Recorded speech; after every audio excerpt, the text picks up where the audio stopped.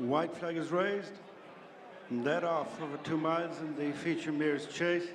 The listed BBA Ireland Limited up ahead. On they come to the first fence. It's Mascada and Onstey together, followed by the grey mare Riviere D'Etel, who's tracked by Allegorie De Vassy. Those two in a rematch of a Fairy House Mare's race. And to the far side is Silent Approach. Fence number 2, it's Mascada up and over. Allegorie De Vassy, slight mistake at the rear, as it's Mascada on rising ground, leading Onstey, Riviere D'Etel. Silent Approach relegates Allegorie De Vassy to be last of the 5. Good run to fence number 3, it's Mascada. Leading by lengths, 2 in second place, Onstey. Third is Riviere D'Etel, 2.5 lengths to the final couple, Silent Approach and Allegorie De Vassy, as they make the bend, taking them to fences 3 and 4 along the side of the track. In the lead is Mascada and Darrow O'Keefe. Improving on the inside is Riviere D'Etel and Jack Kennedy. Wide of the pair is Onstey, Willie Mullins, and then Silent Approach, Sean Flanagan. Fifth of the 5, Allegorie De Vassy and Paul Townend. Shaping up for fence 3, Mascada, joined by Riviere D'Etel as they stretch the lead. 3 lengths over Onstey, who landed in 3rd and 4th. The Silent Approach in the back marker as they head for the 4th fence is Allegorie De Vassy. It's Mascada, just shading it up front from Riviere D'Etel. Gap of 3 to Onstey in 3rd, and then Silent Approach and Allegorie De Vassy. Over the 4th, good jump by the leader, Mascada, and extended her advantage 2.5 lengths over Riviere D'Etel.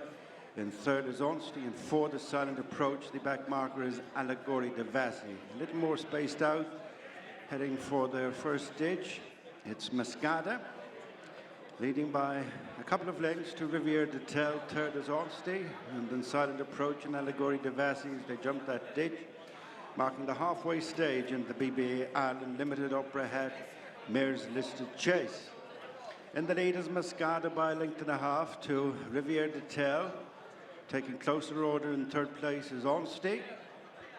Break of 3 to Silent Approach and Allegorie De Vassy. They have another 5 fences left to jump as they head for the first of 3, taking them for home the final time. It's Mascada from Riviere D'Etel. 3rd is Onstey.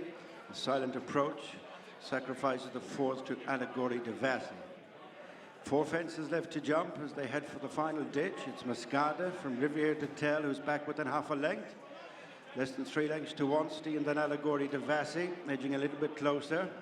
And Silent Approach knocked back to be last of the 5 as they head for 3 fences from the finish. Half a mile to go, matching strides, Riviere D'Etel, the grey mare on the inside of Mascada. They're into it as 1.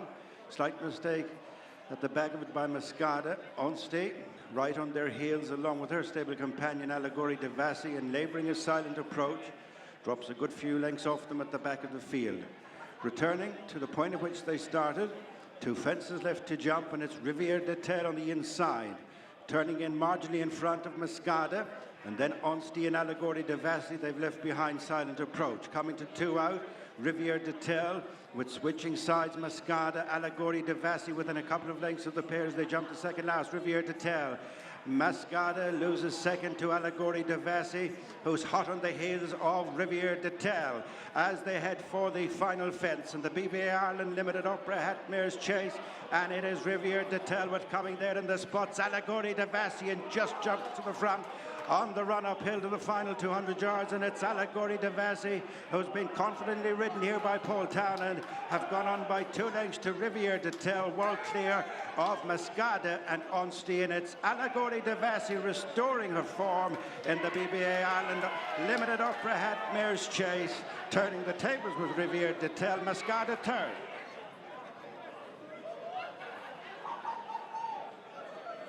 I'll get over to Paul Townend, Allegorie De Vassy's winning rider. That was very impressive, more like the old Allegorie De Vassy. It was much better, yeah, for whatever reason. Look, we were giving away a lot of weight the last day, but we were probably beaten too far for it to be a true running, and she was better today. I thought, watching your body language, I said it on the day as well, I said it again today, I thought you were holding on to nothing, only the main from around 3 out that day. That's all, and I shouldn't have been. She kind of got me to 3 out, and from there I was needed something to go amiss elsewhere for me to win. But much better. Come back running Clonmel was decent, but she's holding that form with Insta. But neither of them probably turned up in Ferryhouse last time. Yeah, definitely. Was it a concern for you dropping back to the minimum trip today? Yeah, but the pace in the race I thought was going to help that. Chase course is very testing, and it was much better from her. And definitely, look, it was pleasant to see and feel that she was enjoying herself again. A big jump at the last, and yeah, we were able to give her a nice time from there. You were confident from a long way out. It was coming my way. Look, I suppose the way she'd stopped the last day, I was never going to commit the bottom of the straight. So, Well done. Good performance. yeah. Well done. Yes, Willie Mullins joins me now to winning her feature event for the 6th time in the last 7 years with Allegorie De Vassy. That was good. Back to her best today. Yeah, just changed work rate on her. Just as she's getting older, we found it harder to get her fitter, to get her as fit as we wanted to.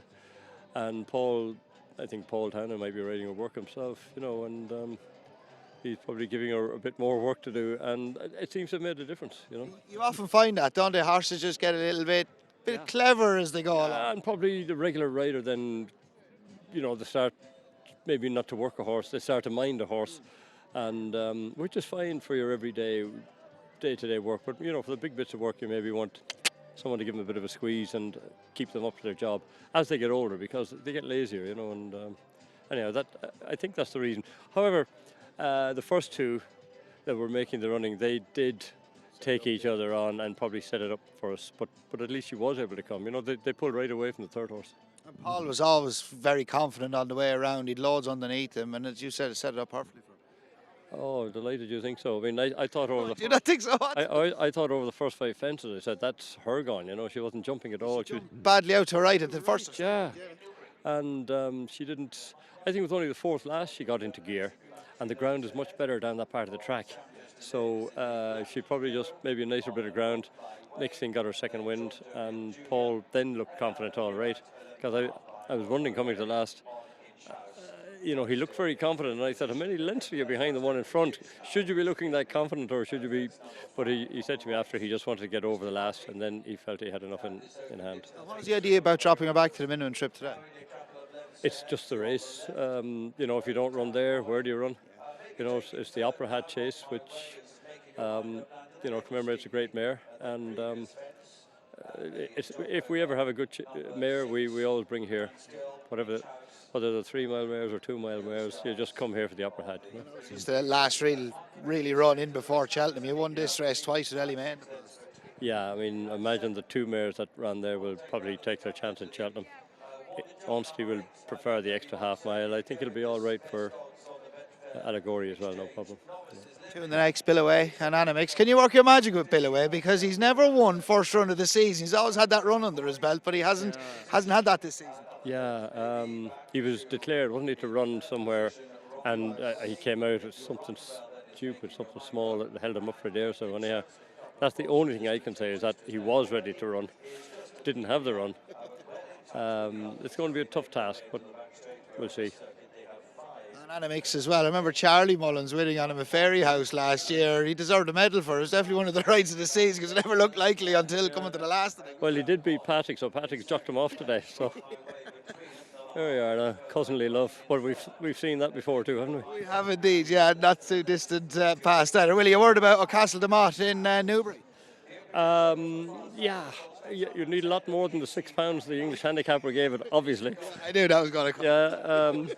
Yeah, it's just hard for a horse to come first time in an English handicap. Those horses are razor sharp. Our fellow was putting in some tremendous jumps if he was over fences. But, I mean, for talking about hurdling, I mean, he was jumping way too big, I felt, during the race, losing too much ground. He ran a nice race. I hope he'll come on for that. Just step him up in trip going forward? Yeah, that would look the thing to do, wouldn't it? Yeah, I think so, yeah. And Willie, just recapping on last weekend briefly, 9 winners, Dublin Racing Festival, clean sweep of the Grade 1s. Have they all come out of it in tip-top shape? Yeah, we're very lucky. So far, so good, fingers crossed. The only thing was Grangeclear West, who didn't get to run. He was lame the morning we went, and he's out for the season when we went to load him up. But other than that, all the major... Oh, they're all good. Yeah, very happy, Ballyburn, he was exceptional. He was understanding. He was. he looked at. I mean, I know Fact to File probably won what turned out to be a one-horse race, but all the time men are telling me that his time was exceptional, and that was racing against himself, really, you know. So I'm not much into time. I do it visually, but you know, the time guys, I've had two of them tell me that his time is as good as any horse that ran at the festival. Very interesting. Anything come to light with Gaelic Warrior? He stopped very quickly, didn't he? He did. I don't know what happened to him. He seems fine since. I don't know now what happened to him, but maybe just going at that pace, and they were going some lick down over the fences down the back, and maybe he found himself just jumping too much right, and it didn't suit him, you know. I don't know. Stateman, I thought walking away, that was probably Stateman's best ever performance. Would you tend to agree? Or? I thought his best performance at Christmas. Now, I'm not sure whether this one was better or not, because Imperial Pass chose to make the running. And I thought then, you know, when you could see he clearly wasn't enjoying himself in front, which left the door open for us.